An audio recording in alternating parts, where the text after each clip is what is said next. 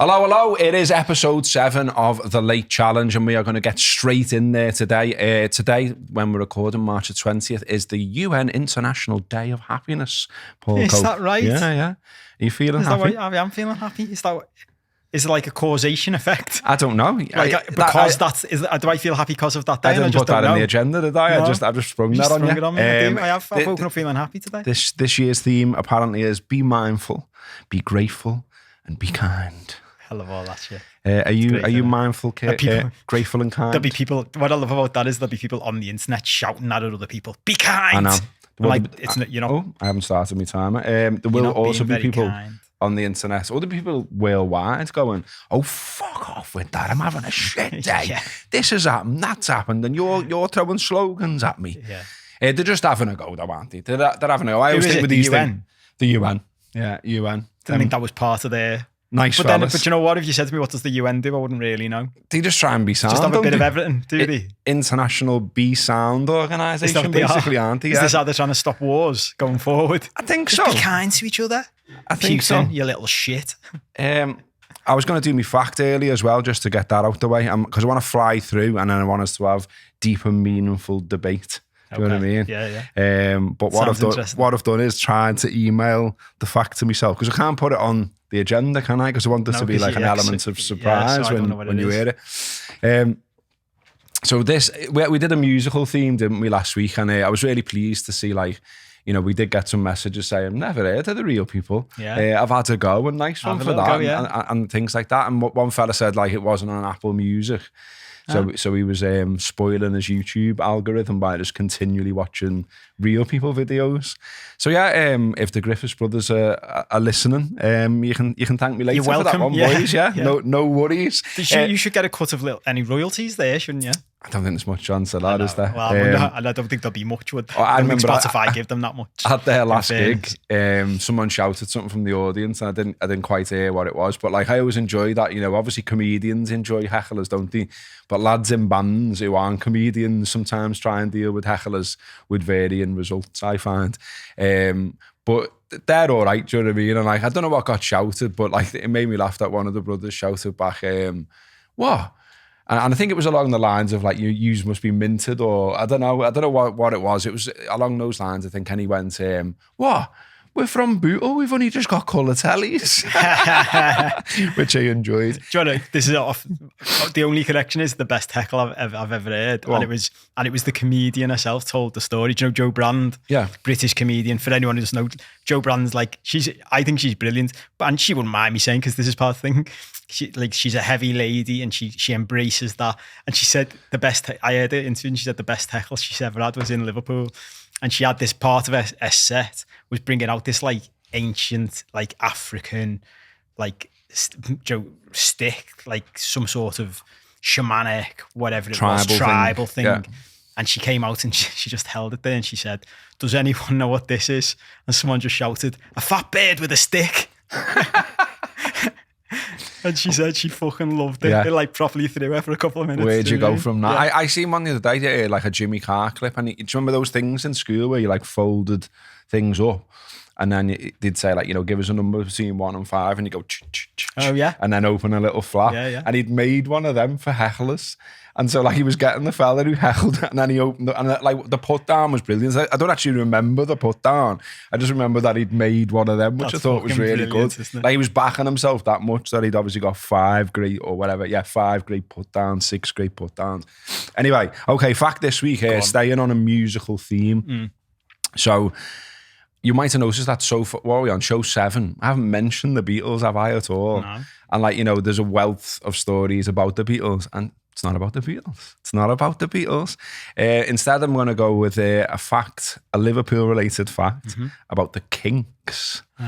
So Waterloo Sunset, the famous song, was originally named Liverpool Sunset. And then Ray Davies was advised to change it to Waterloo Sunset. Now, I've heard some people say, even the Waterloo, oh, well, it must be after, like, you know, Waterloo, as in, you know, near Crosby. Oh, yeah. But he got interviewed about it. He said, originally I wanted to call it Liverpool Sunset. I loved Liverpool and Merseybeat.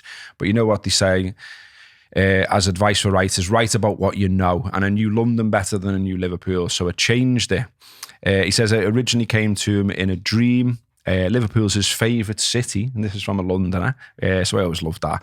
He says, I'd fallen in love with Liverpool. On every tour, that was the best reception. We played the Cavern, all those old places, and I couldn't get enough of it. I had loads of mates in bands up there, and that sound, not the Beatles, but Merseybeat, was unbelievable. It used to inspire me every time. So I wrote Liverpool Sunset, and later it got changed to Waterloo Sunset, but there's still that play on words with Waterloo, which is, he mentions that himself, do you know what I mean? Okay, yeah. He says, London was home, I'd grown up there, but I like to think I could be an adopted Scouser. My heart is definitely there. Fucking hell. It's lovely, that, isn't it? That's nice, isn't it? Yeah. Cheers, right? See, that's made you happy on International That's made Happiness me Day. happy, you know. And do you know what? Every time, my brain has already switched the word in the song forever. Yeah. So like from now on, whenever I hear that song, and I'll it's a banger, sing. isn't it? It's a great song. It's a classic, isn't it? So every time you hear that now, you can think of, instead of thinking of London and all that kind of stuff, think about, you know, the sun setting across It makes Waterloo and Crosby. I can't believe they made him change it. He should know. have fucking stuck to his guns, shouldn't he? Tell him to fuck off. These Liverpool record Sunset's companies. well better than a Waterloo Sunset. I know. Waterloo in London's shit. Isn't it? Okay, so that was the fact. Also wanted to quickly go through, I don't want to spend like half the show doing it like we normally do. We do absolutely love getting all the comments and the emails and all that, but we're sort of reaching a stage now, I think, where we're getting that many each week that, you know, we could just do a separate show, like your correspondence or whatever, you know what I mean? I thought that last week. This has just turned into a show about comments. And what I'm wary of as well is I've noticed quite a few times that people are still discovering the show. It is still relatively new. And so they're like watching episode 1 or something, or if they come to one of the late ones, like, what's going on here? What's he talking about? Yeah. So I'm trying to make, like, not have too many like sort of in jokes between listeners and viewers who've watched everyone. But anyway, some of the stuff's arm up your back. You've got to mention it, do you know what I mean? And I think we were talking about, you know, like wild food shouts last time. And you know, I got a lot of grief about, well, first of all, spaghetti bolognese on toast, then later Coke and noodles on toast. What's been brilliant about that, by the way, is people have genuinely sent me, like, on my personal social media, not just like Late Challenge social media, just like pictures of them like eating spaghetti bolognese on toast or noodles on toast, and like, you know, like solidarity brother type posts. And then I've also had one saying like lad, stop telling everyone about Coke and noodles. You know, like it's this little secret. Yeah, I love that. And like everyone will get on it, and all of a sudden there'll be a worldwide shortage. Yeah, or it'll go like a rocket up in price. And you're like, fucking hell, these are quid a packet. The Late Challenge podcast, sponsored by Coke and noodles. It's got a certain ring to it. Anyway, some of the comments that we got were wild, and I think are wilder than mine. But we'll see what you think, mate. So we got one from Cedar Stuff. This was on one of our YouTube shorts, and he commented, salad cream on Heinz baked beans. Yes. No. That's not a thing. It's like, I just think, like, you know, there are things that you can accidentally discover and they end up being boss, but that's just weird. And like, I seen a TikTok of some fella over the weekend mixing Tango and Coke and trying to tell me that it was a thing. It's not. Because they're two, like, really separate tastes and they don't go together. But this is how life works, isn't it? Like, it's mad that this, at one level, this is like just normal people like us doing mad things with food. And at another level, this is how people get Michelin stars in restaurants. Do you know what I mean? Someone just fucking puts two things together. Doing and you go, mad stuff. how did you make that? And they literally just, this is what I love about, do you know, when I'm talking to people about changing their lives and stuff like that, everyone always thinks that everybody else is better than they are in some way, and they think they've got some secret. And then, like, it even ties back into, you know, the Beatles, and we talked about Get Back and Let It Be and all that.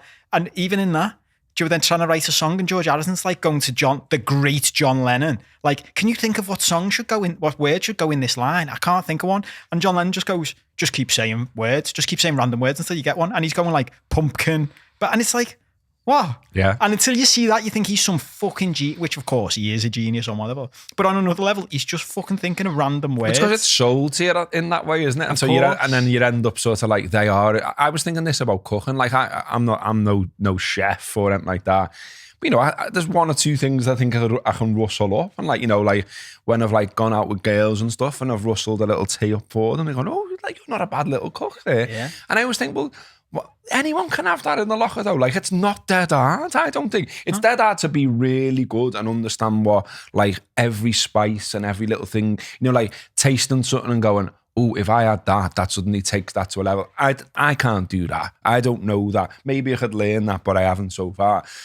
But I think, you know, that it's another thing cooking where it's like really elevated, isn't it? Like, you know, it's impossible to get to it there. It's not really, is it? No, like, it's if you not. had hours and hours and hours to understand what every one of them spices did and all that kind of stuff, and hours to like make it with that, make it without that, make it with something else and go, yeah, that's the one.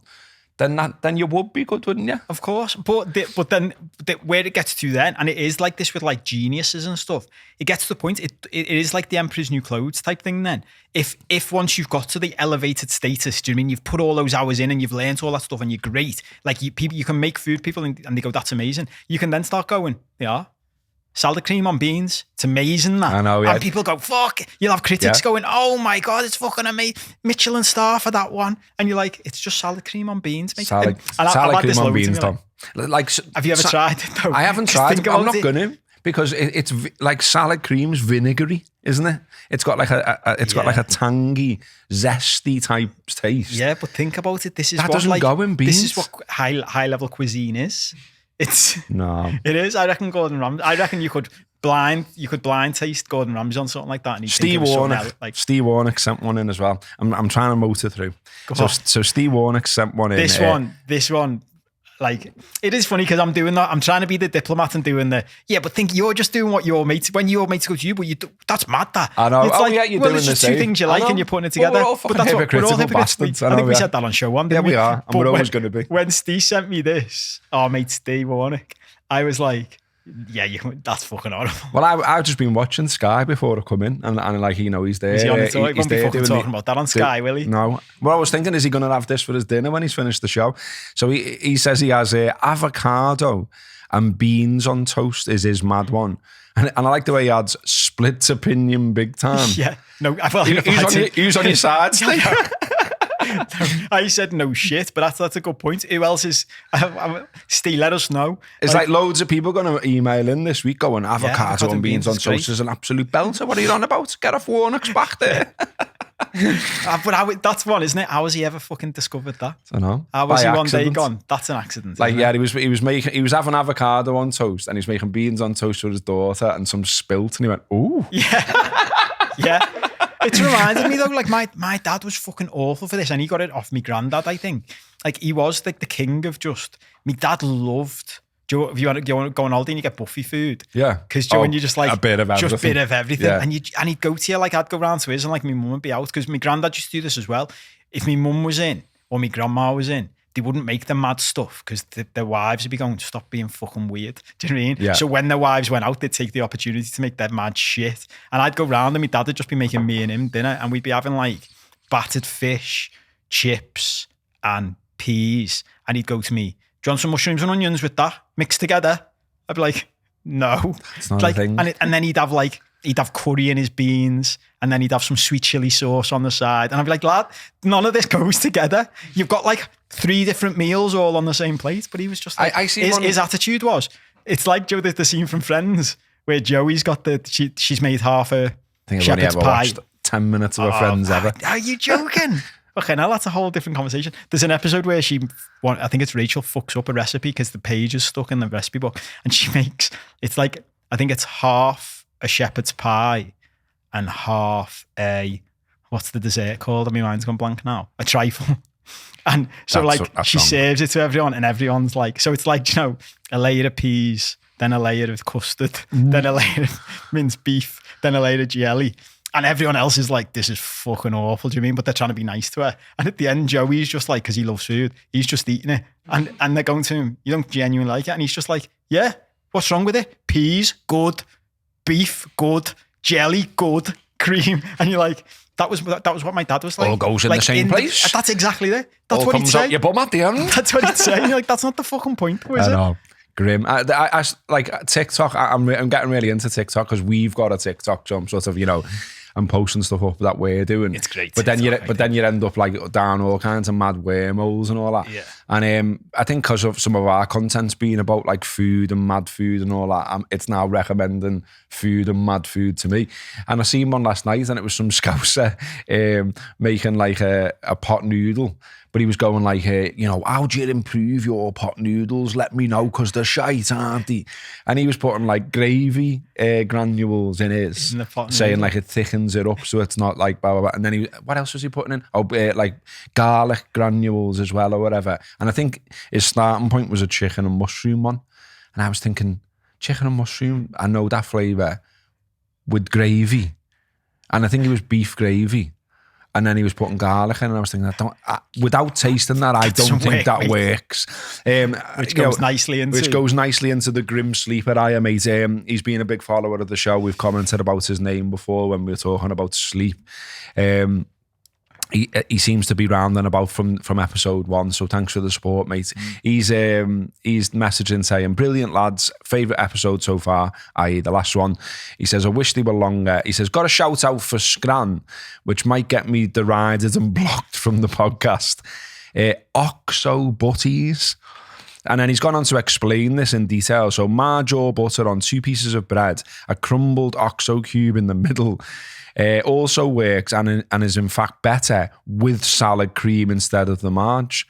Not as weird as being burnt with frog spunk or coca noodles on toast, but definitely recommend. I mean, fucking hell. Like, yeah, if we do a vote, coca noodles on toast or Oxo and salad cream on bread. I'm not sure they're not as weird line. I know, lads, honestly, like I don't know. Again, I don't know who's been backing you up that that's a good butty. But it's not. Yeah. I mean, like Oxo is like a concentrated thing, isn't it? That you're putting in a scran. Salty powder. Yeah, it's dead salty as well. Like it's like, the point is you water it down with fucking shitloads of water, isn't it? Yeah. Like you put 1 Oxo cube in like a pint of water. Like if you have that butty, you're gonna need to drink like 2 litres of water immediately, aren't you? Like it's. Well, I said to you when you sent it to me as well, it's the mad thing that he just slips in the middle of this, which again, this is one of my, this is like an international relations podcast. I love to finding out what applies just in Britain and what's abroad. Marge. Yeah. Like he slips in there. It would be bad enough just with butter, but he's mentioning margarine. Fucking stork. Disgusting margarine. Like the shit we were brought up with. Do you know what I mean? And I remember when I had some marge a few years ago. For people who don't know what it is if they're abroad, it's like a shitty, cheap alternative for butter, isn't it? And I think our generation was raised on it. Bordering on lard, isn't it? It's fucking shite. Yeah, it's just processed crap. And compared to butter, I mean, there's just no comparison. Our dog in my mum's house knows the fucking difference. She won't eat margarine. Everyone knows the difference. Yeah, because it's great. You know what I thought was funny the other week? I like going in a cafe. I haven't done it for a while, but going in a cafe like a greasy spoon and having like a full English every now and again feels like a proper treat, that. And it's nice and it's old school and all that. And so I was saying to Debbie, like, is there any cafes around here where we could go and dive in or whatever? And she's like, oh, I don't know. I don't really go to them places, all that. And so I was having a little Google and I found one. I was like, yeah, what about this one? And she was like, I don't know, I don't really want to go. And I said, why? And she went, they probably use stork. That was a reason not for going, that she might end up getting Marge on a toast or whatever. Because she's like, even when layer pack was like £7 or whatever, like she was still getting it. Because she's like, I've had it this week. It's one of my every time I go to the shop, I think of us now and this and like the cost of living thing. There's something going on. You could trade Anchor butter, right? Anchor spreadable butter is my butter of choice. And you could trade it on the fucking stock exchange with the fucking variation in prices. I went in 2 weeks ago. And I mean, bear in mind, this used to be £2 for a tub. And like 1 week, it was £3.50 on a fucking club card discount, which is bad enough. The week after, it was £5.05 for the same fucking thing. It's mad, isn't it? You're like, how? Why? Honestly, like I'm proper getting old with this stuff now. I wanted to go to the front and say, how is that a £5 now? Well, What's I found out in the about stock price? This isn't even on the agenda. We're going off on mad tangents again. Like someone commented, like the amount of tangents you go off on is mad. Did you know, or were you aware of the phrase shrinkflation? Shrinkflation? No. So I only found out about this at the weekend. Oh, I can guess what it means. Go on. It means that instead of putting prices up, they're just making everything smaller. Yeah. Yeah. And Because so I I've went through been a well phase aware of this for a long time. And I've Yeah. been like, you know, like where you're doubting yourself, like you're buying things and you open the packet and going, Well, is I this was just just me? about to- I remember- Wagon wheels dead little, or Viscount biscuits are dead small. Yeah, but you know what I remember thinking years, this is obviously a long time ago when I was still growing. I thought it was just because I'd got bigger. Do you know what I my mean? hand's bigger. My hands are bigger. So like the chocolate bar looks smaller in my hand. But now I'm 42 and I stopped growing a long time ago. No, everything's just getting smaller. It's like Jeremy Beadle with his cock there, isn't it? On the other hand, it's massive. What a line that is. Props to Andy Heaton, who always used that joke, and it always made me laugh as well. So another one on the subject of me having anything on toast. I got a message on WhatsApp off one of my good mates, Joe, who I live with at uni. Still stay in touch with. We always have like a yearly bevy, although like it got kiboshed by COVID. So if you're listening, Joe, we need to sort that out, mate. Anyway, he just sent a message saying, just catching up on the late challenge, love it. Re-eating stuff on toast. I remember you having eggy bread on toast at uni. So I haven't had that for ages, but I remember them going, that's mad. So they would get like, so hang on. So you've made eggy bread, which is, you know, you obviously like, you toast essentially on each side in the frying pan, don't you? Yeah. So you got like a piece of bread with egg in it. Fried on each side, and then I had that on toast. So when I read this in the agenda this morning, I was waiting for the explanation because I was thinking, does he just mean you've had eggy bread toasted? Because that's boss. Eggy bread's boss. But you literally had two separate bread dishes with that in the one middle on the toast. Yeah, that's just fucking bread overload, isn't it? That's what they were saying. That's like having toast on toast. Yeah, that's what they were saying. That's why they thought it was mad, and I was like, but it's nice. Like, where's the proper? Like, that's not as mad as some of them things I just read out, surely. But if you think it is mad, and I always get a message off me other mate Dave as well, still going on about the spaghetti one. I still can't get my head around that, lad. And I'm just sitting thinking about it. Yeah, but I'm like, hang on a minute, right? I'm like, this isn't like you chop the onion. This isn't like you chop the onion. You got some fucking tomatoes, you know what I mean? Some mince, and you made a spag bol, and then you went having that on toast. It's out of a fucking tin from a factory, and it's just like in a sauce. It's not like a proper spag bol. And he's like, yeah, I suppose. Oh, was he coming in around the end? idea? He sounded like he was coming around. And by the way, yeah, like I say, people have literally sent me them eating it, saying like, you know, food of champions and all that. So it's not just me. I think I said this to Steve when he said his thing. At some point we should do a special where we just get all of these different dishes, bring a chef in. Do you mean get a chef on board who loves all this stuff and get them to make every one of these different dishes? And me and you just try every one. Them, yeah, maybe we could, yeah. Like. I mean, you've missed one. You've missed the one. The Space Raiders and all that. Oh no, I'm talking about the lad who sent us in the one that looks absolutely boss about the fried spag bol sauce. Oh shit, I have, yeah. That was unbelievable. You know what? I was reading the emails and I couldn't find amazing. It was basically that was making a proper spag bol, wasn't it? And then it was like basically when you had a portion of it left, and then you like fried it up. But I think he basically said you put loads of butter in the bottom of the pan, get it dead hot, and then just put your blob, your congealed spag bol from the night before. You just let it fry so it goes almost like hard on one side. Yeah. Flip it over and do the same on the other side. And I was like, I'm having a go with that. Oh, do you know what I did? Off the back of that, and I was kind of inspired by that. And again, I'm going to get loads of mad, you're a weirdo, Robbo shouts off this. So I had a portion of spag bol left, but just the meat bit. I'd like real spag bol. Yeah, that I'd made and then frozen. No, it wasn't mixed in with any pasta though. I just because I made that bit first, and then siphoned off what I knew I wasn't going to eat. Because sometimes I don't want it with pasta or whatever. And you might. Anyway, so this day I come in and I thought I want something to eat. What have I got? And I live on my own. There's never much in. Do you know what I mean? Yeah. There's only me there. And I thought, oh yeah, I've still got that portion of that there. So I got that out. And I think it might have been last Monday because we'd been talking about coconut noodles and it was in my head. And I was thinking, should I have looked in the cupboard, I had some curry coconut noodles. I had this portion of spag bol and thought, if I mix them together, what's going to happen? It was fucking boss. Amazing. It was really good. Yeah, I'd be surprised if that wasn't good. It was really, really nice. So like it was me portion of spag bol with no spaghetti, and then I made the coconut noodles curry flavour, and then just rammed all that together in the pan. Ate it. beautiful. So I missed it. The first time you told me, I missed it was curry flavour noodles. Yeah. Well, that's the bit where I thought might not work. Do you know what I mean? I thought, is that going to like completely fuck the flavour? Did it overpower it? No. It was just like an underlying. Yeah. And it was nice, you know. So that's Michelin star shit, isn't it? Imagine saving that. Yeah. Imagine saving that. This could be where we could go, because, you know, I think we both got to be honest about this podcast here as well. We'd love it to like be the job in some way one day, wouldn't we? You know what I mean? Yeah. But maybe like this isn't the job. Maybe we end up with this restaurant serving shite OXO butties. Imagine. And so for starters, spag bol with coke and then bags of crisps for dessert.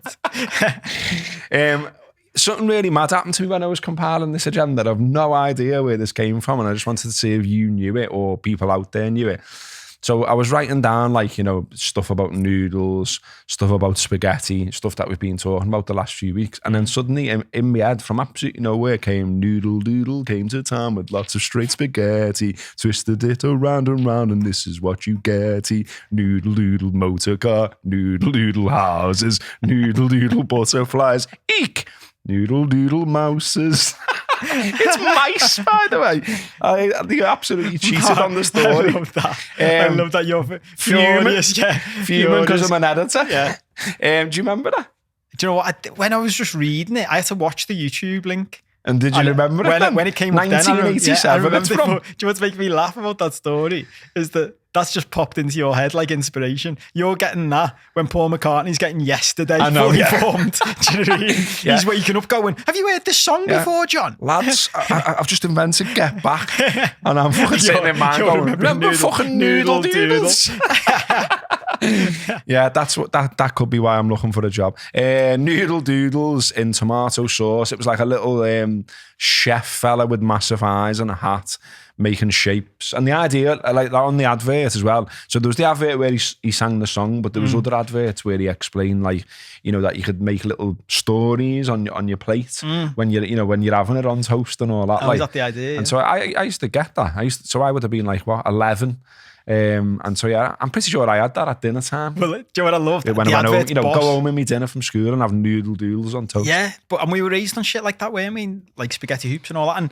And but I loved it. Like the advert is so 80s and it's lovely. Like it's like when we watched the first Brookie and it's like there's just something wholesome and nice about it. You know what I mean? And even at the end, did you get onto it? Like at the end, it says send 5 can labels for a free party tape. Yeah, and I love shit like that. Back in the day, there was loads of that, wasn't there? Like you used to save stuff off like the cornflakes or the Weetabix or whatever, you know, cereal you're into, and like you'd send off for things, wouldn't you? Like you'd get little badges and mad things and what have you. But it was boss, wasn't it? Like as a kid, you loved doing that. Getting stuff through the post was amazing. Yeah, I genuinely, these are the bits where I know we sound like middle-aged people, which is what we are.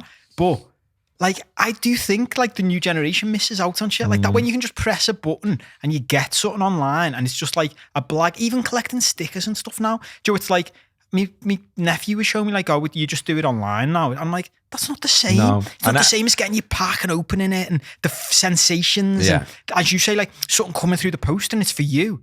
That's boss. Amazing, that, isn't it? You don't get that with a NFT or whatever they're called, do you? And yet, well aware we sound like middle-aged fellas, but that is mainly who's listening, apparently, as well. Yeah.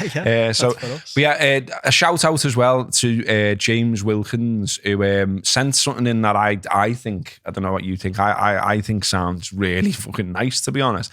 So he said, Robbo was spot on about spam, it's nasty, but corned beef, hell yeah. Well, I've always liked corned beef, like, and it was another thing me and Joe and the boys used to eat in the house all the time. We had this massive school pan, like huge fucking pan, and we just make like huge portions of corned beef hash, boss.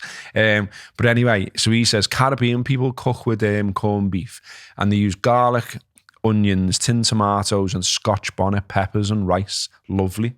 I reckon that sounds fucking all right. Sounds really nice. Well, I'm with you as well. I'm a big corned beef fan. It's good, isn't it? I saw something in the week because Joe, something I loved about corned beef, again, going back to being a kid, I loved the tins. Like, why were corned beef? They were the only thing created in those tins. Do it had the key on them. Yeah, felt like you split the atom when you fucking opened them. It was like, I remember like my mum couldn't do it, or someone in our family couldn't do it, so they got me to do it. You were like changing the clocks on your video and all that. It's like Paul, and I used to love opening it because I felt boss. And then I don't even know where I'm robbing this from someone. This isn't mine. I saw this someone in the week and I can't even remember where I saw it to credit it. Someone was saying like, what was the best invention ever? And someone went, it was that little key on the corned beef tin. Because without that, how did you ever open corned beef? Well, do you know what? Like, so I look after me nan, mentioned that a few times on the show and what have you. And one of the neighbours very kindly always gets a sort of like a bit of like a homemade Christmas hamper, if you like, with all kinds in it. And obviously, like, you know, she's had a think here, so well done, Nicola. You know, and bought like loads of non-perishable stuff. But I was looking in it the other day just to see like what she'd ate and what she was leaving and all this kind of stuff. And there's a tin of corned beef in there, and I thought, oh, wonder if I can end up having that for Robert's cupboard, like. But there's no key on it. No. And I was thinking, fucking hell, how am I going to get into that? Fucking flamethrower. Try it. Do you know what I mean? Let's record that. Like, you know, there could be like a nuclear war, and there'd just be that can of corned beef with no key going. And what, lad? Our civilization will be wiped out. When the next one comes, there'll just be cans. Yeah, just cans that of corned left. Beef. They don't know how to get into them. Yeah, what is this? It's like treasure. The secret treasure of the past generation. But imagine the first person to get one open, and he's like, "What's in there?" And it turns out it's corned beef. So, you know, all this after saying we didn't want to spend ages rattling on about food and correspondence. We've done half an hour already, but I wanted to mention this. So sorry. Literally apologising for the things I said I wouldn't do, but, you know, jumping between old shows. There was an old show where we were talking about sort of famous people who'd used the same toilet as you and things like that. And then there was a show where we talked about someone who'd been a cleaner at Buckingham Palace and found the pube and kept the pube, all that kind of stuff. So Ian Kerbishley's only obviously just catching up on shows, and he got to the story relating to the Queen's pube, he said. So he sent us a story, and it's so detailed that I just feel like, you know, it's not black. Like I believe you. I think, you know, this must have happened. There's so much detail in it. Anyway, here we go. So he says, my dad's cousin was an engineer on a luxury yacht in the south of France in the 90s. One summer, Tina Turner chartered the yacht. One day, after Tina had taken a shower, my second cousin was called in as there was something wrong with the water pressure. He noticed that Tina had shedded a rather large amount of pubes, and he quickly found a receptacle to put them in and pulled them out of the plug hole. For years afterwards, at family gatherings, his party piece was showing everyone the matchbox of Tina Turner's salt and pepper pubes. Always amused me, hope it amuses you. The podcast is boss, up the fucking late challenge. So yeah, nut bush, city limits and all that. Just amazing, isn't it? Just amazing. And it goes back to what we said that time. Like, notice again, it's a fella. It's a fella. Of course, it's a fella. I'll keep this. It's a fella. And you know what I love about it as well? For years afterwards. I know, yeah. For years. Just in a little box. Here's our John again with Tina Turner's I reckon pubes. it would be like, I've got a vision of like, you know, a dead nice house where like, you know, it's dead well kept, you know, like never a speck of dust anywhere, quite minimal, do you know what I mean? Not loads of ornaments and all that. And then just like, you know, a fairly clean mantelpiece, maybe a clock there, nothing else, and just this matchbox. And then when anyone comes round, they're sat there, they're having a bevy or a brew, and they go, hey, what's that matchbox? Well. Yeah, he sets it up for them to ask, yeah. I'd love that. I think it's brilliant. Okay. Oh, and by the way, you keep saying this, and I want to say, if you are just joining in, go back and watch them from the start. 100%, yeah. We're only at 7. I know. I mean, one of the reasons we called it the late challenge was because it's not current, basically, and it's never going to be. Yeah. Like, you know, stuff could happen, big things can happen. Like when we talked about beating Man United 7-0, Sam, but by and large, we're just plucking things from wherever and talking about them. So you can definitely go back and listen to the old ones if you haven't already. Another thing we talked about on old ones was Chat GPT, which is, for those that don't know, like a form of artificial intelligence where you can ask it what you like, and it can, you know, it's passing exams and it's passing the legal bar and all kinds of madness, isn't it? We're laughing about it while we can, basically, until it's the end of the world. Well, I read something this morning. It had gone offline this morning, and there was a piece in one of the papers about it going offline for a while because they've launched a newer version of it now that's even more intelligent. And there was an expert talking, saying to use like, so he said like to use common parlance or something. He said, we are at the stage now where this will go nuts, you know, like in terms of what it'll be able to do. So that's why we keep talking about it, really. But what I enjoy now, it's almost becoming a thing that I have mad chats with it. And then, and just you sitting at home chatting away. Literally, this one I'm going to read out. I had a glass of wine. I'd done all my tasks for the day. There was nothing on the telly. And so I fired up Chat GPT and I started asking it questions just to see what just trying to catch it out. Just so you can go to, you're a fucking liar. You're a fucking liar. Well, I said last time about like, I asked it questions about like Knowsley United because I reckon I know more about it. Yeah, and it was wrong. And so I started with that as my bar again. So I was like, do you know who Jimmy Bell is? And it was like, sorry, I don't know who you're about. I love even the way the tone in which you talk to it. Hey lad, do you know who Jimmy Bell is? And then it doesn't. Want a glass of wine while we're here? It doesn't know who Jimmy Bell is, so I'm going to it like Jimmy Bell was a prolific striker for Knowsley United, and I'm like, you're now teaching Chat GPT, and I'm like, he's now like assistant manager at Accrington Stanley and all this kind of stuff. And so it's coming back saying okay, and then I said okay, have you heard of John Aldridge? And then it says.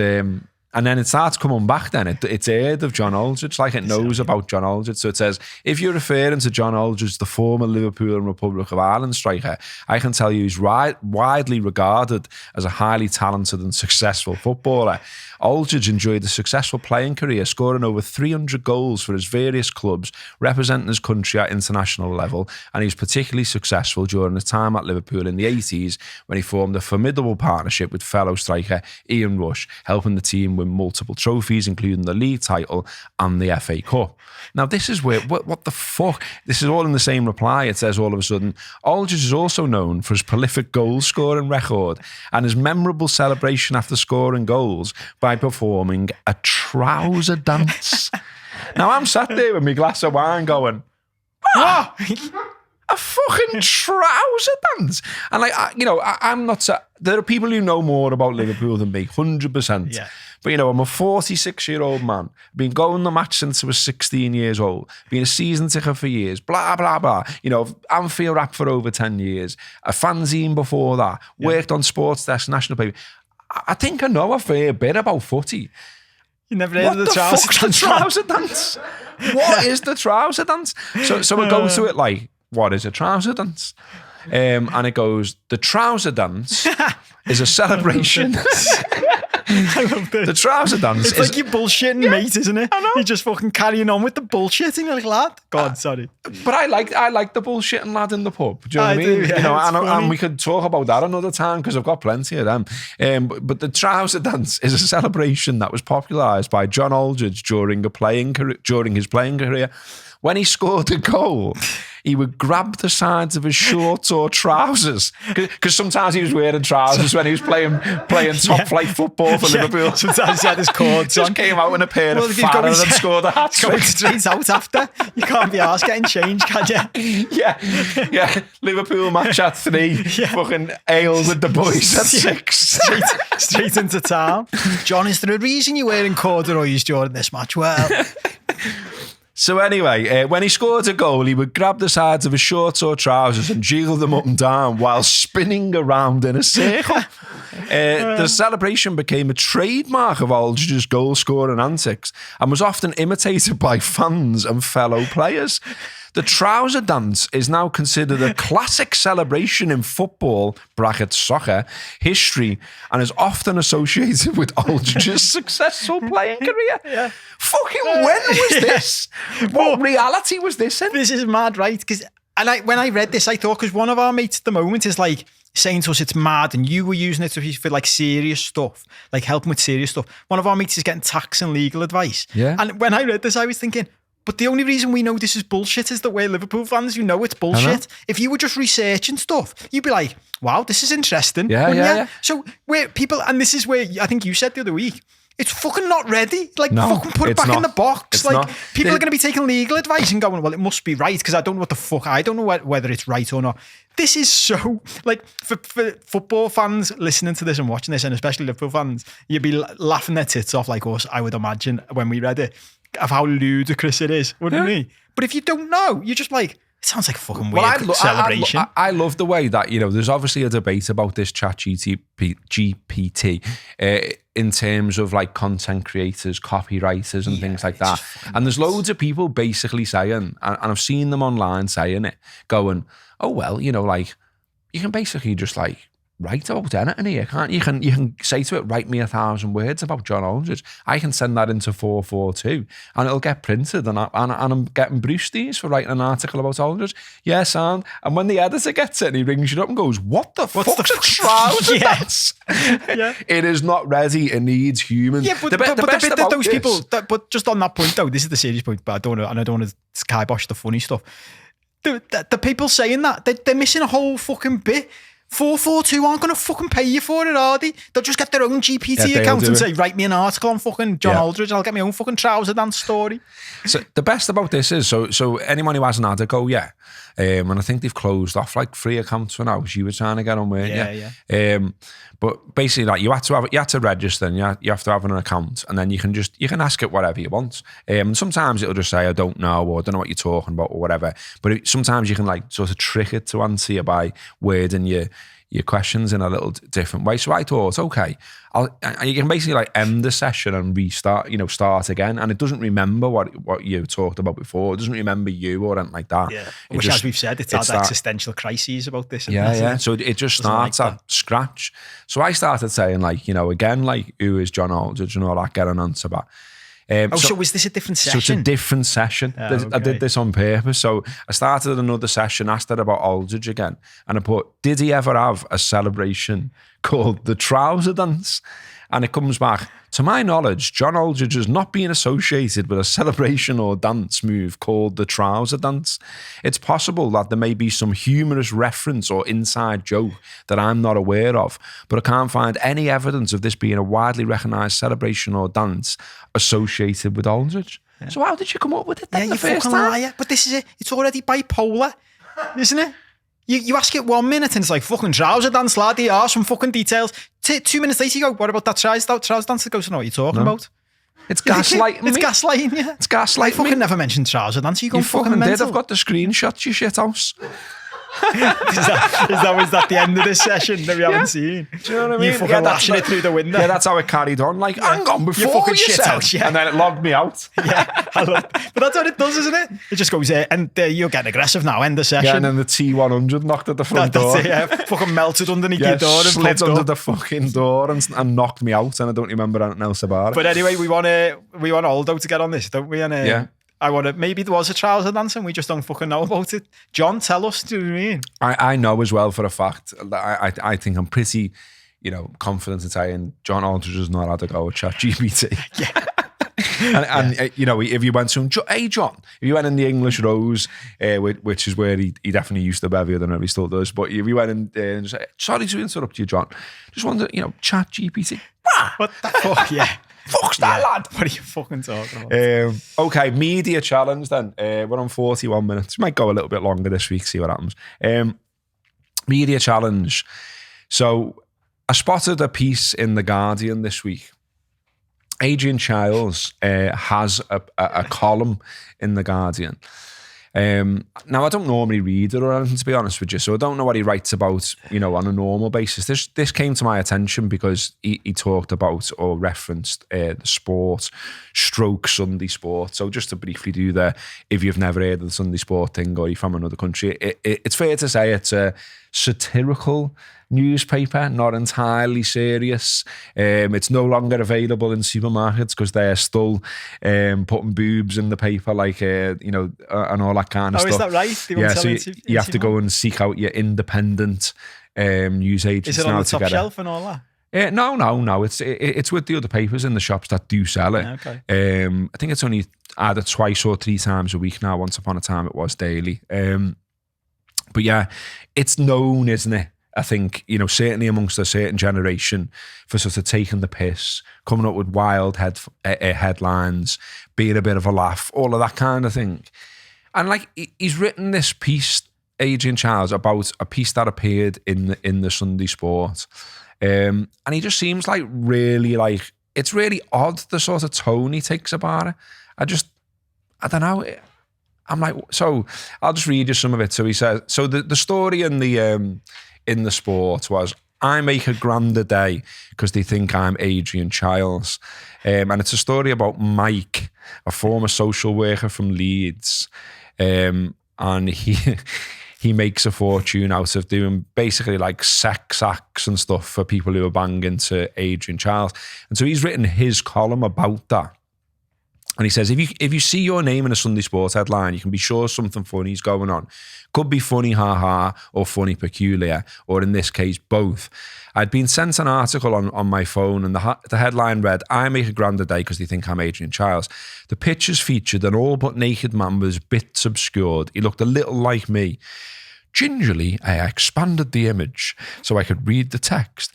As soon as I got the gist of the story, recoiling in horror, I pinched the page smaller again so I could read no more.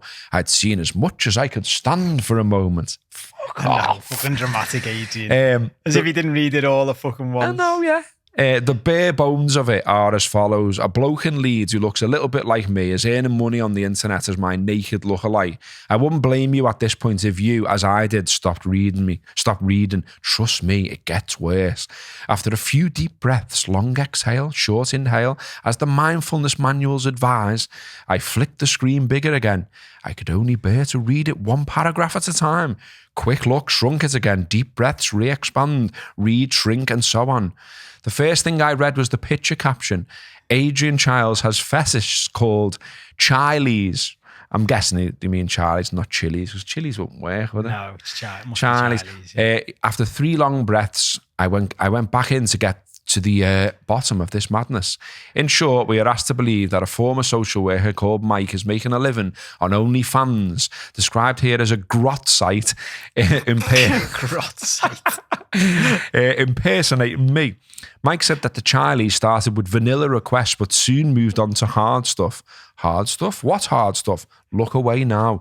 They asked me to strip while reading out the weekend's football scores or describing Brummie landmarks, but soon it got darker, such as someone paid me £500 to read out Chiles's column in The Guardian while performing a sex act on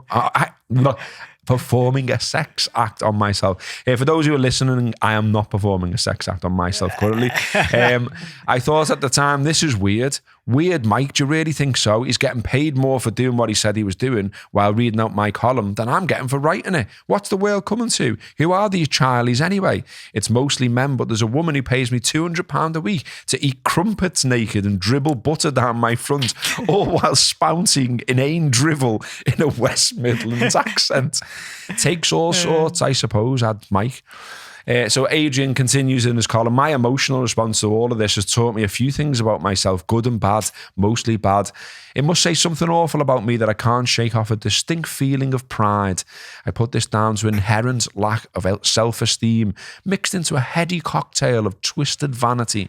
If I found out the story was entirely made up, if I found out the story was entirely made up, I'd be relieved, but also a little disappointed. And finally, I must admit, I did think, if only briefly, that if this chap's making a grand a day, and if things went wrong for me, well, never say never.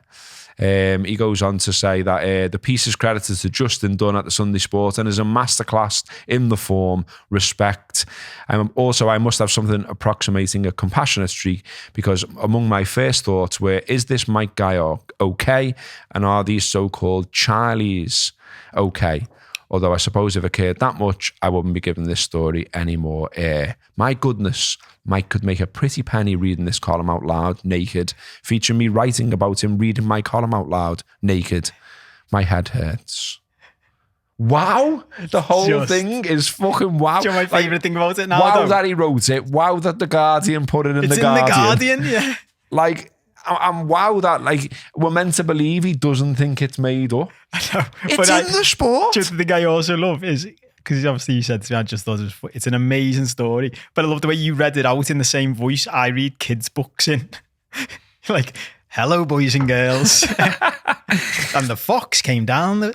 It's but for the listener, did you mention before you used to work there, didn't you? You've had three different spells there. So I was trying to figure out, like, if was Justin Dunn like a play on words that I was missing? No, I know Justin. But you do get that, don't you? Where they use like yeah. Oh yeah, there was loads of them. That. Yeah. I mean, I used to work on mainly the sport pages. I did do some shifts on news, but yeah, we had like the Irish, the lad who wrote all the stories about anything to do with Irish football was called Toby Shaw. I love that. So yeah, there was loads of them like made up by it. So But Justin used to work for them. So what would you say the percentage in an average sport of real stories compared to just make believe is? Well, I would say that, all the ones that you might have heard of. So like I've put on the agenda some of the classics from like, fairly recent years. Like I was proud to stretch 27 loom bands round my willy, then my bell end burst. These are some of the greatest headlines of all time, I think, that you're about to read out. I mean, just, secrets of the Sunday sport and all that. If it's written by Barney Samuels, there is no Barney. There isn't a Barney Samuels, isn't there? There is no Barney. And I love this one. Are you about to ruin all of my... Because I refuse to believe that the Adrian Chiles story isn't true. I don't care what you say. I'm going to carry that forward as a true story. Well, I mean, there's a lot of photoshopping goes on. I'll also say as well, like one of the ones I used to love that they did was they go on about something happening, like a craze among students or something like that, because like students aren't going to be asked about like legal cases and things like that for a start. Yeah, they're not going to sue you. But also they'd make up like plausible sounding universities that didn't exist. Yeah. So, like the University of East Lancashire or something. So there's a Central Lancashire one.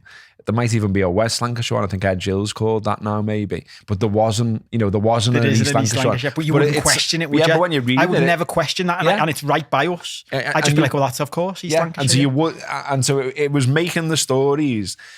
It was purposely written in a way, to be fair, where it's meant to be like, well, that could happen. Yeah. And that might happen.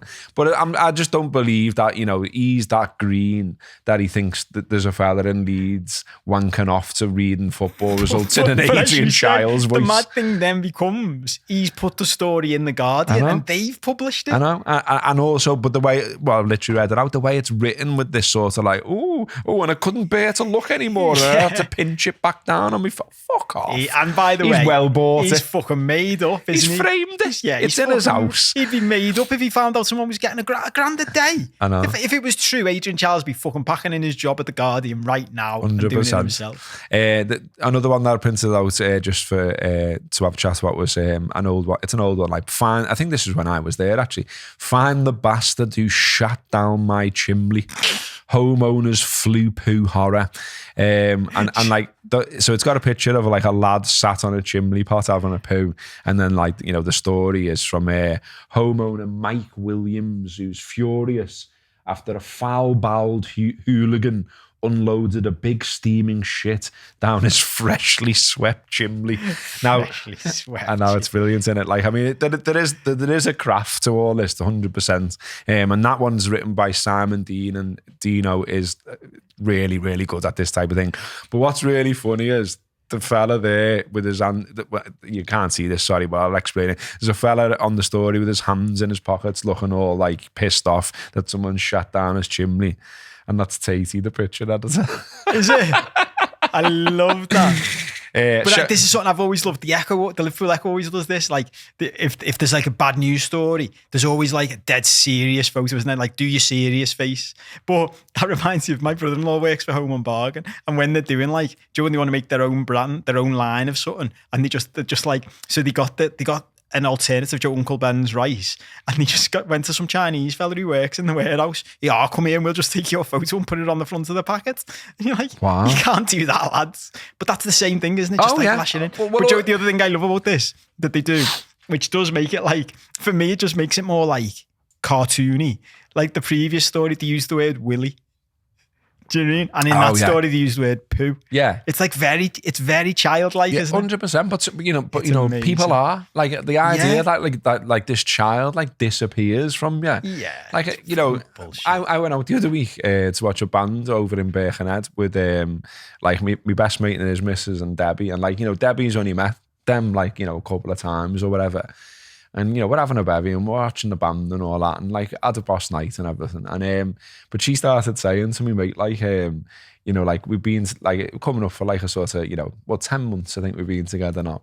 And she was like saying to my best mate, like he's a proper kid, isn't he? Like, you know what I mean? He's got like, and my mate was going, yeah. He used the phrase, I've got an inner child 100%, but not as much as that cunt. Going back to the thing of that word can be used in an affectionate nice way. Oh, well, let me share you a story with last night that you will love then. Go on. We went out for a meal for Mother's Day, right? It was Mother's Day yesterday as we record this. And my nephew, who's 15 now, he's sitting like diagonally opposite me. My girlfriend's opposite me. My niece, his big sister's next to me. We've had our starters. For his starter, he got cheesy garlic bread and he left 3 pieces of it. Or he might not have left his, but we had one for the table as well. And there were 3 pieces left, just sitting on a plate in the middle of the table. And he ordered for his me and him both ordered pizzas. And he was in the toilet when his pizza turned up. And when they put the pizza down, we all went. It looks exactly the same. He ordered a pepperoni pizza, but it looked exactly the same as the cheesy garlic bread. Because the way they make it in this restaurant is they put all your toppings underneath the cheese. Yeah. So the cheese goes on top. And this, when you talk about the little kid inside, I'm a 42-year-old man. I went to my niece, cut out 3 pieces of his pizza, take it off his plate, and put the garlic bread that was from starters in its place and see if he notices. So we put it all back together. We did it just in time. He comes back and I spin it round. So the first piece he took was pepperoni pizza. So he's eating his pepperoni pizza. Me and my niece and my girlfriend are fucking wetting ourselves. Waiting for the moment. He's doing that thing where he's looking at us going, "What are you laughing at?" And we're like, "Nothing, just something happened while you were in the toilet." He got to and I knew this would happen because of it. I love my nephew to bits. But because of the way he is, I knew this would happen. He got to the bit which was garlic bread and he's just eating it. Just scrammed it, never said nothing. No reaction, nothing. My niece was wetting herself. She went, "What are you?" My sister in the end jumped in because I could tell my sister was like, "His mum, you're fucking mean." And honestly, I was crying, laughing. And you just think, that is just a child, isn't it? See, but that's why I think I could do that pie thing. Because I mindlessly eat sometimes. Yeah. And so would that get you? So if I could put myself in that mode on the pie and just mindlessly eat it and swallow it and not think too much about it, that was why I thought I could do it in 35 seconds. Because, obviously if you're at some posh restaurant and you get that little farty thing in the middle of your massive plate and you're cutting it and eating it and you're meant to savour it and all that. I've just scrammed it and gone, I'm starving here. Yeah. Where's the rest of it? We'll quickly do a few more classic sport headlines. Tragedy as body of hide and seek world champion found in cupboard. Obviously the absolute classic, if you know the Sunday sport. World War II bomber found on the moon. Statue of Elvis found on Mars. 10 years ago, the lotto made me a millionaire. Now I suck off dogs for quavers. That was who wrote that? Was that? I remember that. That must be made up. That's another Simon D. Of course it is.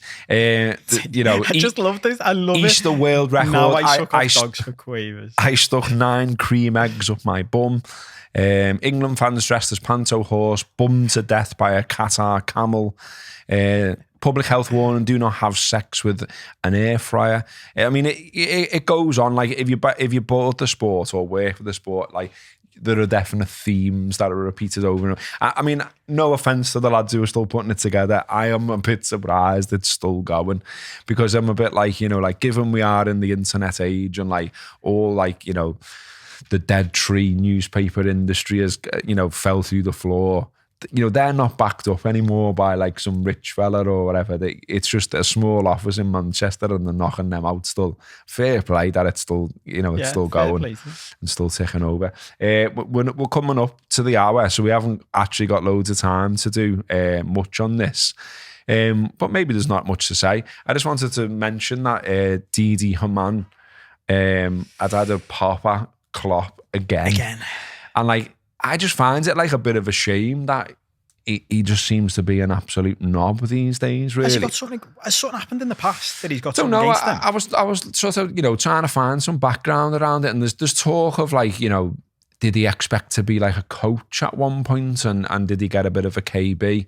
I don't know. And there was obviously, there was a press conference, wasn't there, a few months back, or I think it was end of last year maybe, where Vinny O'Connor from Sky Sports, who always starts the press conferences, gets the first question for Sky. He mentioned something that Hamman had said and Klopp went, who's this, who said this? Where's this from? And he went, Dietmar Hamann. And he went, oh yeah, well everyone respects him, doesn't he? And all this. And he had a bit of a pop. You won't like that. And so it's gone on since. And if you read like sort of Hamann's Twitter, timeline, he mentions about like being a bully at one point, which is clearly like a bit of a thing towards Klopp. He made a massive deal as well, I noticed, about, and I thought Klopp was out of order about this, to be fair. But when he had the pop at James Pearce in a press conference, Klopp, Hamman was all over that. But the latest one is he's talking about it in a way where he's talking about Klopp leaving. He's saying, I feel like he's telling himself he can turn it round, that he assumes they're going to bring players in. If they don't bring players in, then I can't see him staying. And I can't imagine him staying if he doesn't have a remote chance of playing for the title. The competition's huge. And then he says, I think it would be best for both sides if they make a cut in the summer. The team has been falling apart in the last few months.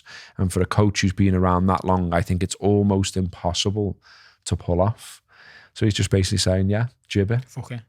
And now I just don't see... I mean, we talked about it before, haven't we? We're both Klopp fans. I don't think, criticising Liverpool at this point is out of order. We've lost 13 games this season. We've been awful away from home. We're out of all the competitions now, and it's just all about trying to get top four. That's not what we were all dreaming about at the end of last season. So it's fair to have a pop. But it seems snide from Hamman, doesn't it? The way he goes about it, I think. Yeah, it's dead funny, because this ties into... To me, there's loads of things, and we've often referenced from the start of this that there'll be things we say that gets up people's noses and stuff. That's just the way life is. But I often see things said by people where I think if you just said that in a different way, you'd have people agreeing with you. It's the way you're saying it that's making you sound like a knob. And this, honestly, this does apply to even people like the mad, the people who everyone be like, oh, they just like blanket say they're mad, like Piers Morgan or Donald Trump or people like that. Sometimes they say things, and if you just listen to what they're saying and you forget who's saying it, and you think about what they're actually trying to say, the point they're making is there's at least some validity in it. Do you know what I mean? It would be worth a nuanced conversation, but because of the way they're saying it, and because it's dramatic, and because we live in this polarized world, the politics and blah, but people blah, blah. are also forgetting that that's partly what they're doing. Do you know what I mean? Like Piers Morgan is a pantomime villain. That's what his career is built on. Like that's the whole point. Like loads of these people are like that. And people like Hamman can fall into that trap. I might have told you this one, speaking to a marketing expert, and it was about the Anfield Wrap. And I remember him saying to me, we were at a dinner, this is years and years ago, and they used to advise Talk Sport. And he said to me, he went, if you want some, I just told him, Joe, like I contribute to the Anfield Wrap and I've stumbled different things. And he went, I can give you some free advice if you want. He went, it's stuff it's what the advice we've given Talk Sport, which has made them huge. He went, in any room you're in, if there's 10 people, because back then it used to be like 10 people sitting around the mic, didn't it? Like at the start of the wrap. He went, whatever the point is, whatever the conversation is, he said, pick one person in the room and they have to take the polar opposite view of whatever everybody else thinks. So if you all agree on something, it doesn't matter what you believe. And he went to me, you'd be good at doing it actually, because you're a lawyer. Like you're trained to understand both sides of an argument. So just pick the other argument and run it. But he said, run it as aggressively as you can. Don't no nuance, no balance, no humility. And when you think about TalkSport, that's what it is, isn't it? Yep. Those types of shows. Yeah. So people like this, I always think of Katie Hopkins like this, like the other one, she was on The Apprentice and she's a knobhead. But I saw her do once and she was all right. This is like 15 years ago. She's become this character because she's figured out or it learned along the way or incentives have taken. But I just think you run out. Like if that's your stance and you're almost like playing an act and you're like, I'm going to be controversial for controversial's sake. Then no one ends up believing you. And like everyone sees through the pantomime villain thing eventually. No, I don't think that's true. But I do, because I think, the likes of her, she's pretty much been cancelled apart from now, essentially being, the only people that embrace her are the far right. Do you know what I mean? Yeah, but think about this, right? And there's an article on this you might have seen, there's by a guy called Kevin Kelly called 1,000 True Fans. You ever read it? Yeah. And it's all about how you can make a career just with 1,000 true fans. That's all you need. But he's talking about it in a nice sense. But what you forget is someone like Katie Hopkins doesn't need that many people loving what she says to make a career out of it. So there will always be a niche, no matter what you think or what you say. In the world we live in now, there's 8.5 billion people on the planet. There's something like 4 billion on the internet. You don't need that many of them to agree with what you say. And even if you're saying horrible shit, there's going to be a group of people who go, yeah, I'm with you. Well, I know, because another show perhaps at some point, but I was reading and looking into the whole GB News thing over the weekend, and my word, how that's getting round Ofcom, I'm not too sure. Like Tories interviewing Tories about Tory policy and all agreeing with each other essentially is what, I keep seeing really with it. And really sort of, right-wing people on there, and yet apparently it's some kind of, in inverted commas, success. Yeah, but think about, and this is my thing, what this world is crying out for now is, and there's so many people of this, it's what really frustrates me about the world in which we live is, let's say 60% of the people are actually fairly central, either one side of the middle or the other side. But if you had a normal, intelligent, nuanced, balanced conversation, you'd have both sides engaged in it. But what we end up with is this polarized, extreme thing. So, the Tories interviewing Tories about Tory stuff, that is the exact same that happens on the other end of the spectrum. Like, I remember our mates once, we were campaigning for Labour at the last general election, and they lost by a landslide. And I remember going in and doing a show with people the next day, and our mates were genuinely, they couldn't believe what had happened, because the bubble in which they exist was Labour people interviewing Labour people about Labour policies, all telling us how great it is. And of course, that sounds amazing. And they weren't looking outside the bubble at how 100%. Few people were on their side. Social media is the same, isn't it? In that, you're most likely to follow people that you like, that are similar to you, that have got similar politics to you, follow the same football team, whatever. Yeah. And you end up in that bubble, and so you can easily, you never ever consider any plurality, is that a word, of views. Anyway, that was a deep ending to the to the podcast, to round it off, it's funny that you've brought this up, because I was going to suggest us have a conversation, because the bit about this, which is why I got on that I think he's got a valid point, he's just not articulating well, because even that quote you read out, it's contradictory. Like, he's saying, Klopp thinks he can turn it around. That assumes they can bring players in. Well, I don't think that's a fucking wild assumption to make, does it? Well, half the team's getting off. We're going to buy 5 new players in the summer. Well, of course we're going to do that. Yeah. And if we buy 5 players at £40 million each, well, that's how we built the first team. So so of course he can build a second team. He shouldn't fuck off. Well, there's a thing today, isn't there, about Bellingham as well? I think it's David Ornstein's put a thing out saying that, like, hinting that basically Liverpool aren't in the running because it's going to outprice Liverpool. We've fallen too far away. Because they've fallen away, but also because of the riches that Real Madrid and Man City have. And straight away, obviously, it's caused an explosion of opinion on the internet. But it's like, look, I want him. I'd love to see him play for Liverpool. I think he's like Steven Gerrard-esque and, could go on and play for 10 years. But, it just might be that, they are priced out, and it might be that he has his head turned. And this is the bit I don't really get. Like, I saw Rio Ferdinand saying this midweek about who we should be going after. And Michael Owen was arguing against him. Yeah. But Rio Ferdinand was saying we have to go after players. And I was like, that's bullshit though. That's not how we got to where we are. I think where Liverpool have fallen off massively is we stopped buying Gino Wijnaldum's. We stopped buying Sadio Mane's. And we thought, we have to go after these bigger players. And you don't. But the point I want to get this bit in, the thing that I was thinking about, which is actually a bigger, wider point, is how many managers have ever done what Klopp's trying to do? I think, I've built another generation. Second generation. I think it's only Ferguson in the history Wenger. Of football. Yeah, but I think Wenger never did it. He never quite achieved it to the same level. He stayed for the same length of time, but he never built. He had loads of top 4 teams, didn't he? Rather than never teams won that were winning again, the league. Yeah. So when you stop and think about it, Paisley never did it. Shankly never did it. Jock Stein never did it. Matt Busby never did it. Like, all these different, legendary managers never went past their first big team, I don't think. But I reckon it'd be worth a proper conversation about, because at least 100%. It puts in context what he's trying to achieve. That's what I mean. If you talk about it fairly and calmly, and without the sort of, well, he must go, these sort of, just in a, is this a possibility? Would that be something Liverpool are looking at? Would that be something that's on his mind? Klopp himself has seemed on the verge at times of going, I do just want a family life at one point, Yeah.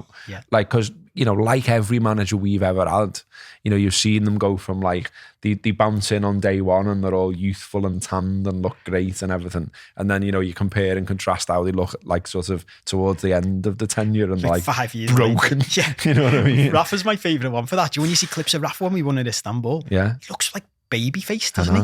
And you look at him a few years later and like, fucking hell, mate. I know. What did we do to you? Because just imagine, like, you know, whatever you all do for a living out there, listening and watching and all that, like the pressure cooker aspect of doing this job, being a football manager. Yeah.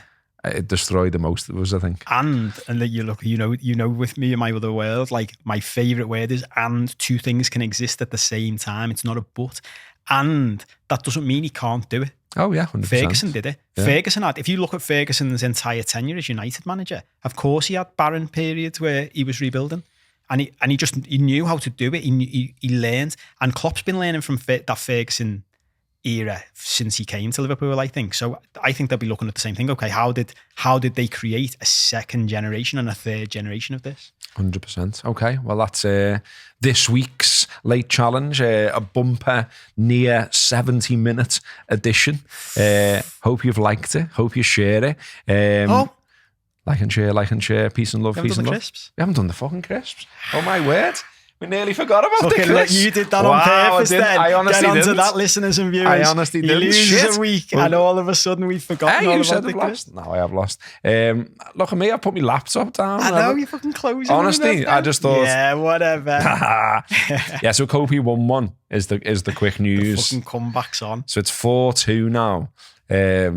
And he won by a significant amount of votes, to be fair. Well, the vote was down, the overall vote was down. I know, because you always raise these type of distractive points. Hello. So only 893 votes That's this still a week. good number, that. But yeah, 38.2% voted for my Walker's Salt and Vinegar, 61.8% voted for Cope's Hula Hoops Barbecue Beef. Demolition. So it is now 4-2 after 6 rounds of the late challenge. Have you got this week's then? I have. Do you want me to go first? Go on then. So I've gone. I had a big thing lined up, but we've literally we're gonna. No, we're Jacob's gonna have to fire through it, and then we'll Jacob's get gonna be lashed kicking out. out of the studio here, and I've got stuff to go and do. I've gone. So before you say these are Tory, I think these are beyond Tory. They are super highest, poshest. These are like, do you know when posh people like just transcend all politics? Yeah. Walker's Sensations Thai Sweet Chili. Okay. That's what Cope's going with. What have you got? I've got potato, cheese and onion. Oh, he's gone there. Potato, cheese and onion. He's gone back to the crowd. Tremendous crisps. Don't listen, Irish listeners. He's playing you. Don't fucking fall for it. He's a boss. I know. I don't care whether they're boss or not. That's why I know they're the boss. You're just playing the Irish vote. That's all you do. Also, as well, we'll have to do it next week. Obviously, I'll tell you next week the story about those crisps, that particular bag of crisps. There's a little story for you. But yeah, that is this week's vote. There you go. Potato, cheese and onion v Sensations Thai Sweet Chili. Get voting. It will be on Twitter as ever. Hope you enjoyed the show. See you next week.